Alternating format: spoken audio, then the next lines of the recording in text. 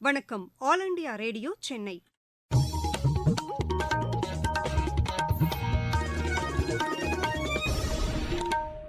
மாநிலச் செய்திகள் வாசிப்பவர் கிருஷ்ணவேணி கோபியானந்த். தலைப்புச் செய்திகள்: விவசாயிகள் தரிசு நிலங்களில் சூரிய மின் உற்பத்தி கட்டமைப்புகளை ஏற்படுத்துவதற்கு மத்திய அரசு தேவையான உதவிகளை அளிக்கும் என்று பிரதமர் திரு நரேந்திரமோடி கூறியுள்ளார். மக்களவைத் தேர்தலில் வாக்காளர்கள் தவறாமல் வாக்களிக்க வேண்டும் என்று தலைமை தேர்தல் ஆணையர் திரு ராஜீவ்குமார் கேட்டுக் கொண்டுள்ளார். காங்கிரஸ் சட்டமன்ற உறுப்பினர் திருமதி விஜயதரணி அக்கட்சியிலிருந்து விலகி இன்று பிஜேபியில் சேர்ந்துள்ளார். அரசு போக்குவரத்துக் கழகத்தில் காலியாக உள்ள பணியிடங்கள் விரைவில் நிரப்பப்படும் என்று மாநில அமைச்சர் திரு சிவசங்கர் கூறியுள்ளார். கனடாவில் நடைபெற்று வரும் சர்வதேச ஸ்குவாஷ் போட்டியில் இந்தியாவின் அபய் சிங் இறுதியாட்டத்திற்கு முன்னேறியுள்ளார். இனி விரிவான செய்திகள். விவசாயிகள் தங்கள் தரிசு நிலங்களில் சிறிய அளவிலான சூரிய மின் உற்பத்தி கட்டமைப்புகளை ஏற்படுத்துவதற்கு தேவையான உதவிகளை மத்திய அரசு அளிக்கும் என்று பிரதமர் திரு நரேந்திரமோடி தெரிவித்துள்ளார். சத்தீஸ்கர் மாநிலத்தில் 35,000 கோடி ரூபாய் மதிப்பிலான 10 வளர்ச்சித் திட்டங்களை தொடங்கி வைத்தும் புதிய திட்டங்களுக்கு அடிக்கல் நாட்டியும் அவர் பேசினார். புதுதில்லியிலிருந்து காணொலி வாயிலாக இந்நிகழ்ச்சியில் கலந்து கொண்ட பிரதமர், நாட்டின் மின்சார தேவையை பூர்த்தி செய்வதற்கும் நாட்டு மக்களின் மின்சாரத்திற்கான செலவினத்தை குறைப்பதற்கும் சூரிய மின்சக்தி திட்டங்கள் அதிக அளவில் விரிவுபடுத்தப்பட வேண்டும் என்று தெரிவித்தார். பிரதமரின் வீடுகளில் சூரிய மின் உற்பத்தி செய்யும் திட்டம் குறித்து விளக்கிய பிரதமர், ஒவ்வொரு வீட்டிலும் சூரிய சக்தி கட்டமைப்புகள் அமைக்கப்பட வேண்டும் என்று கூறினார். சூரிய மின் உற்பத்தியை வீடுகளிலேயே மேற்கொள்வதன் மூலம் தங்களுக்கு தேவையான மின்சாரத்தை பயன்படுத்திவிட்டு எஞ்சியுள்ளவற்றை விற்பனை செய்து பொருளீட்டவும் வாய்ப்பு கிடைக்கும் என்றும் பிரதமர் திரு நரேந்திரமோடி தெரிவித்தார். மக்களவைத் தேர்தலில் பொதுமக்கள் தவறாமல் வாக்களித்து 100% வாக்களிப்பை உறுதி செய்ய வேண்டும் என்று தலைமை தேர்தல் ஆணையர் திரு ராஜீவ்குமார் கேட்டுக் கொண்டுள்ளார். சென்னையில் இன்று 2வது நாளாக மக்களவைத் தேர்தலுக்கான ஆயத்த பணிகள் குறித்து தமது குழுவினருடன் ஆய்வு மேற்கொண்ட திரு ராஜீவ்குமார், அரசியல் கட்சிகள் பணபலத்தை பயன்படுத்தக்கூடாது என்றும் பரிசு பொருட்கள், மது உள்ளிட்டவற்றை வாக்கிற்காக விநியோகிக்கக்கூடாது என்றும் வலியுறுத்தினார். தேர்தல் நியாயமாகவும் சுதந்திரமாகவும் நடைபெறுவதற்கு தேவையான அனைத்து நடவடிக்கைகளையும் ஆணையம் எடுத்து வருவதாக அவர் தெரிவித்தார். மாநிலத்தில் 4,33,000 மாற்றுத்திறனாளிகள் உள்ளதாக தெரிவித்த அவர், அனைத்து வாக்குச்சாவடிகளிலும் அவர்கள் வாக்களிக்க தேவையான ஏற்பாடுகள் செய்து தரப்படும் என்று கூறினார். மாநிலத்தில் உள்ள 68,144 வாக்குச்சாவடிகளில் 45,000 வாக்குச்சாவடிகள் வெப் கேமரா மூலம் நேரடியாக தேர்தல் ஆணையத்தால் கண்காணிக்கப்படும் என்று அவர் தெரிவித்தார். தேர்தல் முறைகேடுகள் குறித்து தெரிவிக்க சி-விஜில் என்ற செல்போன் செயலி அறிமுகப்படுத்தப்பட்டுள்ளதாகவும் அவர் கூறினார். வங்கிகள் குறிப்பிட்ட நேரங்களில் மட்டும் முறையான ஆவணங்களுடன் பணத்தை எடுத்து செல்ல அனுமதிக்கப்படும் என்றும் அவர் தெரிவித்தார். தேர்தல் தொடர்பாக தவறான செய்திகளை இணையதளங்களில் வெளியிடுவோர் மீது கடுமையான நடவடிக்கை எடுக்கப்படும் என்றும் இதனை உன்னிப்பாக கண்காணிப்பதற்கு ஏற்பாடுகள் செய்யப்பட்டுள்ளதாகவும் அவர் கூறினார். இன்று நடைபெற்ற கூட்டத்தில் தமிழக அரசின் தலைமைச் செயலர், உயர் அதிகாரிகள் மற்றும் காவல்துறை அதிகாரிகள் கலந்து கொண்டனர். தமிழ்நாடு, கேரளா, கர்நாடகா மாநிலங்களின் தலைமை தேர்தல் அதிகாரிகளும் தேர்தல் ஆணையத்தின் ஆலோசனைக் கூட்டத்தில் பங்கேற்றனர்.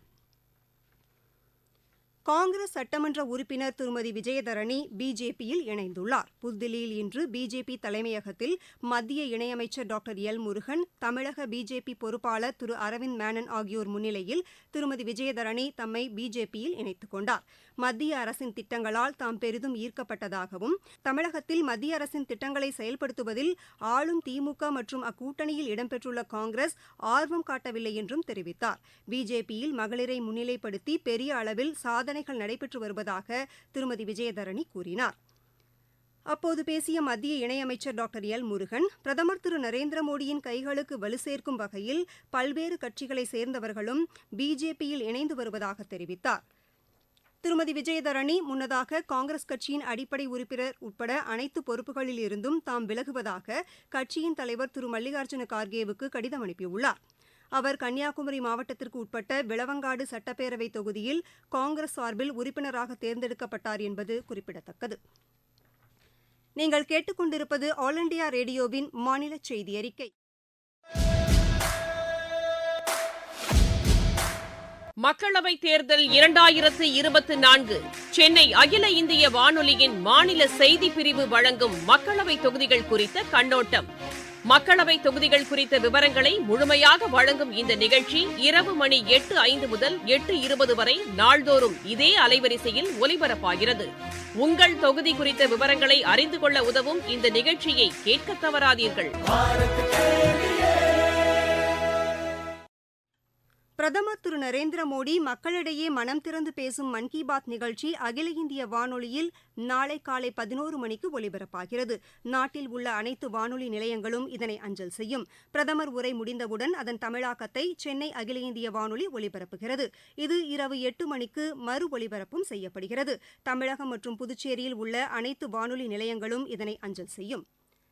நெம்மேலி கடல் நீரை குடிநீராக்கும் திட்டத்தின் மூலம் 9 லட்சம் பேர் பயனடைவார்கள் என்று முதலமைச்சர் திரு மு.க.ஸ்டாலின் கூறியுள்ளார். நெம்மேலி கடல் நீரை குடிநீராக்கும் நிலையத்தை இன்று திறந்து வைத்து அவர் பேசினார். நாள் ஒன்றுக்கு 150 மில்லியன் லிட்டர் உற்பத்தி திறன் கொண்ட கடல் நீரை குடிநீராக்கக்கூடிய நிலையம் இன்னைக்கு நாட்டு மக்களோட பயன்பாட்டுக்காக திறந்து வைக்கப்பட்டிருக்கு. இந்த நிலையத்திலிருந்து பெறப்படுகிற குடிநீர் மூலம் தென் சென்னை பகுதியிலான வேளச்சேரி, ஆலந்தூர், புனித தோமையர்மலை, மேடவாக்கம், கோவிலம்பாக்கம், நன்மங்கலம், கீழ்கட்டள, மூவரசன்பேட்டை, சோழிங்கநல்லூர், உள்ளகரம், புழுதிவாக்கம், மடிப்பாக்கம், தாம்பரம் மாநகராட்சிக்குட்பட்ட பல்லாவரம் மற்றும் OMR ரோடில் இருக்கக்கூடிய ஐடி நிறுவன பகுதிகளில் வசிக்கிற சுமார் 9 லட்சம் மக்கள் பயனடைவாங்க. தமிழகத்தில் அரசு போக்குவரத்துக் கழகத்தில் காலியாக உள்ள பணியிடங்கள் விரைவில் நிரப்பப்படும் என்று மாநில போக்குவரத்துத்துறை அமைச்சர் திரு சிவசங்கர் கூறியுள்ளார். நாமக்கல்லில் அரசு போக்குவரத்துக் கழகத்தின் சேலம் கோட்டத்துக்கு உட்பட்டவர்களுக்கு கருணை அடிப்படையில் பணி நியமன ஆணைகளை அவர் இன்று வழங்கி பேசினார்.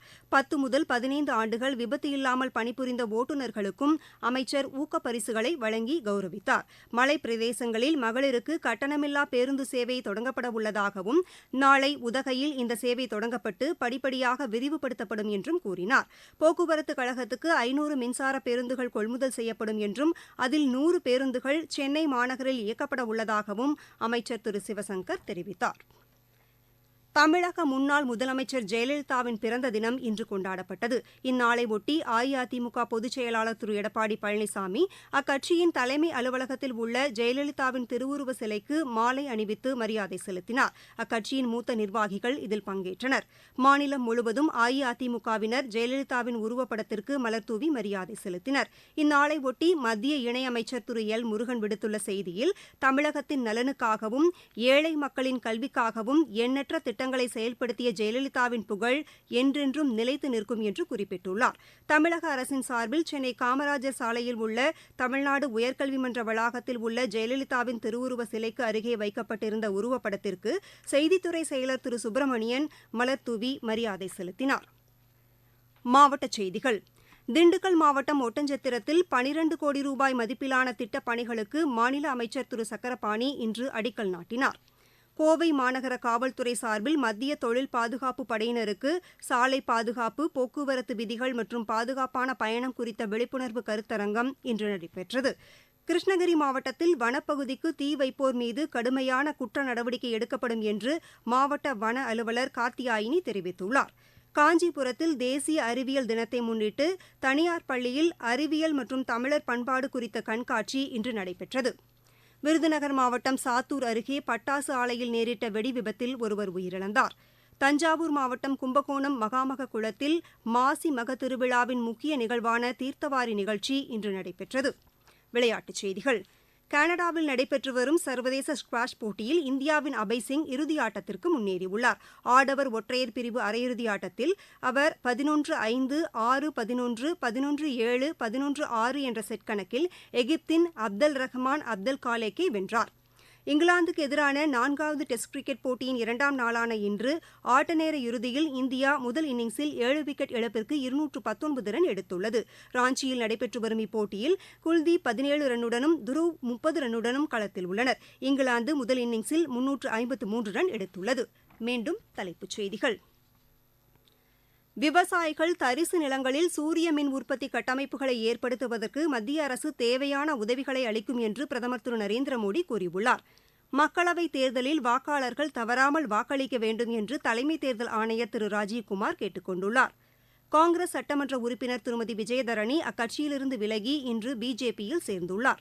அரசு போக்குவரத்து கழகத்தில் காலியாக உள்ள பணியிடங்கள் விரைவில் நிரப்பப்படும் என்று மாநில அமைச்சர் திரு சிவசங்கர் கூறியுள்ளார்.